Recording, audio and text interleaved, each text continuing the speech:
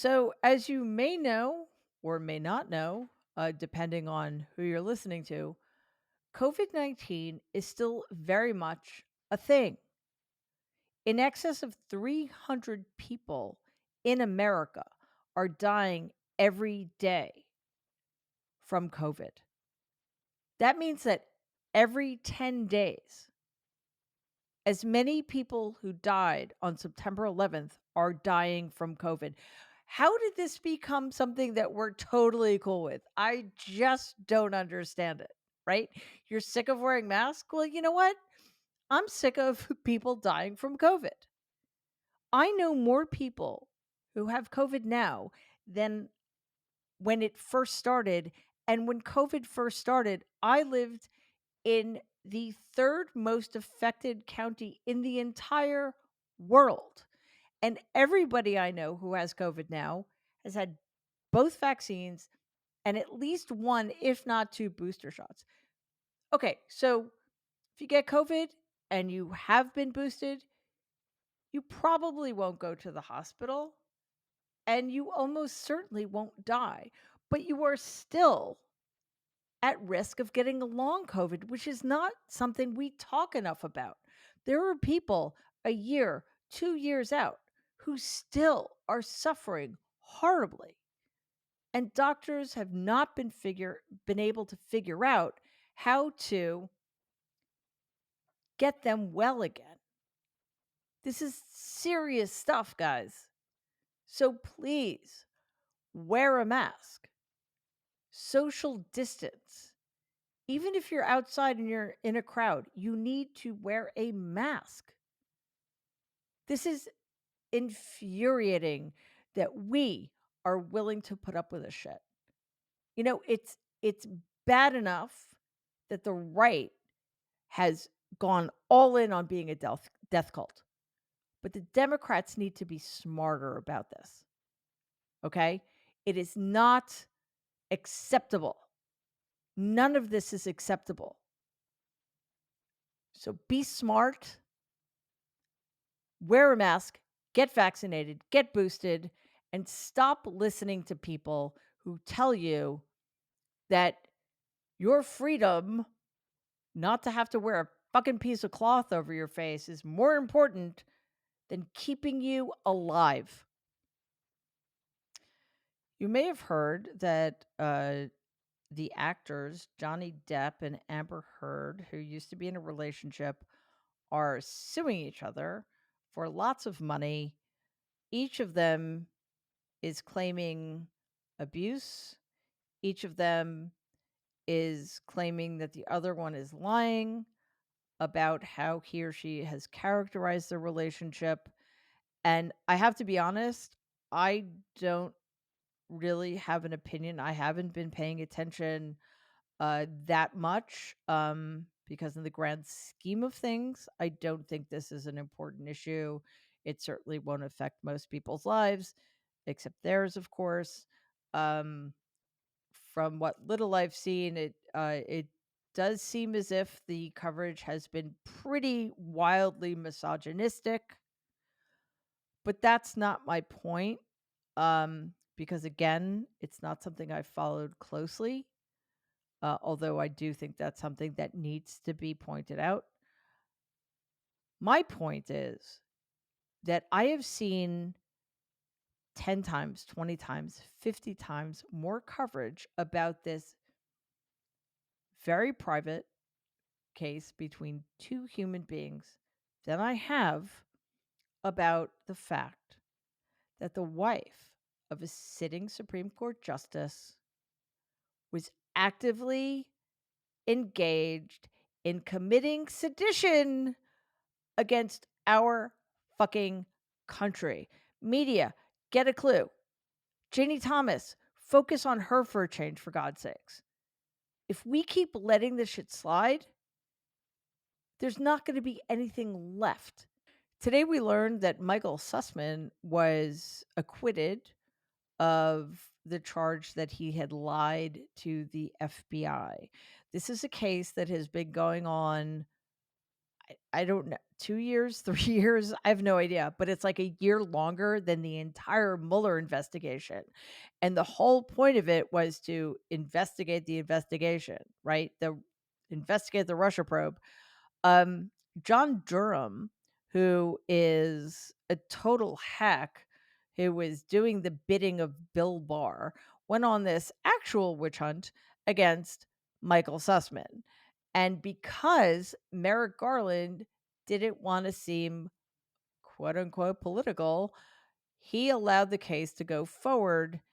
And this is the result. We've got to stop legitimizing these insane tactics that the right is using to slander people, to try to convince Americans that there's something nefarious going on when really people are just trying to do their jobs. People are just trying to get just trying to get at the truth. So, thankfully, Michael Sussman, again, has been acquitted. And hopefully, from here on in, we will never hear about John Durham again. There were a few elections in the last couple of weeks. And as you may know, a lot of the candidates Donald endorsed didn't do very well. Um, although some of his endorsed candidates did succeed, like the execrable J.D. Vance in Ohio and John Mastriano, who is now the Republican candidate for governor in Pennsylvania.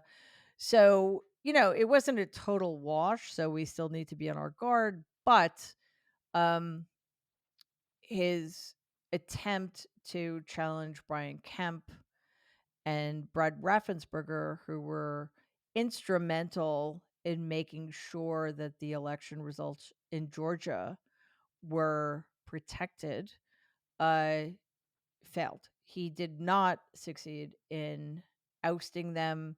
They remain the Republican nominees. Don't get me wrong, I want both of them to lose. But at least they are not going to be sycophants of Donald's who will sign off on whatever he expects of them. So now that I guess he has too much time on his hands, he's at war with Liz Cheney, who is, of course, running for re-election in Wyoming. Now, Wyoming is Cheney country. You may have heard of Dick Cheney, the Darth Vader of uh, 21st century American politics. Um, but the idea that Liz Cheney would be at risk in Wyoming is kind of unfathomable, or would have been unfathomable 4 years ago, right? This is a machine, guys. I mean, you know, the Cheney family in Wyoming is as indestructible, or was as indestructible as, the titanium heart that was implanted in Dick Cheney's chest a few years ago. So the idea that she's vulnerable at all is kind of bizarre. And of course, Donald is going all out to try to get her unseated. But this is this is the part I want you to pay attention to. He doesn't give a shit about her opponent. This entire endeavor is about grievance. This is all he has to offer. And pretty soon, this is all the Republican Party is going to have to offer. Every single election going forward in which Donald plays a part will be about looking backward, grievance, and spite. And if they win, it's all going to be about vengeance. Just days after 19 children, 9 and 10-year-old children, were slaughtered in the most horrific way imaginable, along with 2 of their teachers. The NRA, um, an organization which cares absolutely nothing about common decency or humanity or the lives of human beings and knows nothing about empathy or human decency, held its convention in Houston, Texas. Of course, Donald showed up because, God forbid, he miss an opportunity to be in front of a crowd of sycophants and enablers who will, for reasons that continue to remain a mystery to me, hang on his every word, showed up in person to uh, speak to the crowd. Of course, guns were not allowed in the auditorium in which he spoke. He, well, not he, who, whoever was organizing this horrific event, um, thought it was a good idea for Donald to read out or try to read out the names of the victims. I mean, it was grotesque. It was just unfathomably thoughtless and cruel that the organization that was directly responsible, in my view, for the slaughter of these 21 human beings, 19 of whom, again, were children, would have the audacity to put their names in the mouth of somebody like Donald Trump. To make matters worse, at the end of his time on stage, he did that stupid fucking white man dance that he does, um, which should be proof enough to anybody with an ounce of sanity or self-awareness or something, any, humanity, that this is a person who doesn't care. He doesn't care about you. He doesn't care about anything other than his own self-interest. I'm telling you, if the Republican Party continues to stand behind this craven, weak, attention whore, and people keep voting for those Republicans, then we need to have a serious reckoning in this country about what we stand for and what this all means. Because this isn't about Donald anymore. Yeah, he's part of the problem, but he's much more a symptom than a cause. Anybody who continues to elevate him, anybody who continues to use him, anybody who continues to pander to him or cater to him or defer to him is a dangerous, dangerous person who has no interest in making America a stronger, better country. These are fascists. They need to be treated this way. And let's be real, they do not care that our children are being killed.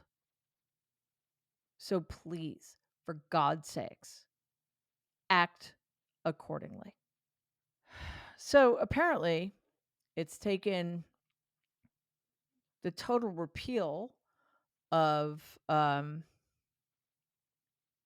rights of women to be fully fledged citizens in America, and it's taken the slaughter of 10 people in Buffalo, 8 of whom were Black Americans, specifically killed because they were Black Americans, and the slaughter of 19 children and 2 adults in Uvalde, Texas, for the Dems to go on offense. That's fantastic. Welcome to the party.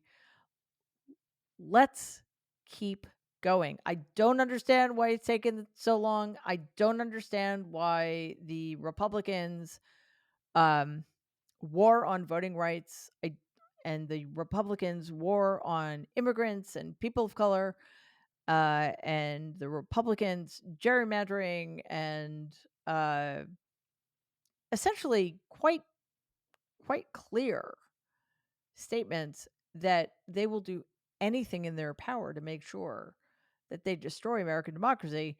Not sure why all those other things didn't move the needle, but hey, you know, better late than never. What I will say though, Democrats in charge,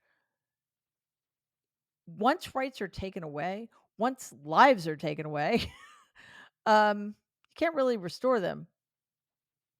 So maybe we should start playing hardball. Maybe we should start coming up with ideas, coming up with strategies that are as maybe we should start fighting with the intensity of the Republican Party. Maybe we should start refusing to take prisoners. There should be no holds barred here. The difference, of course, is that our side wants to keep people safe. We want to keep people well and healthy. We want to keep people able to engage in the franchise. We want America to be a democracy, which it never has been. They want fascism. It is not that fucking difficult. Please start fighting. And don't wait until one more right is taken away from the American people. In a quite lovely, uh, I get to talk about something good for a change, which is awesome. In a quite lovely turn of events, Kate Bush's single "Running Up That Hill" from her album "The Hounds of Love," which came out when I was in college, has reached number one because it was on the soundtrack of the latest episode of the TV show Stranger Things. I have loved Kate Bush's music since I first heard her first album. Um, I think it came out in 1979 and she was like 18 or something. And it's just astonishing. And the double album, Hounds of Love, is, I think, truly one of the best albums that's ever, ever been made. So I was so happy to see that. It makes me want to listen to all of her music all over again.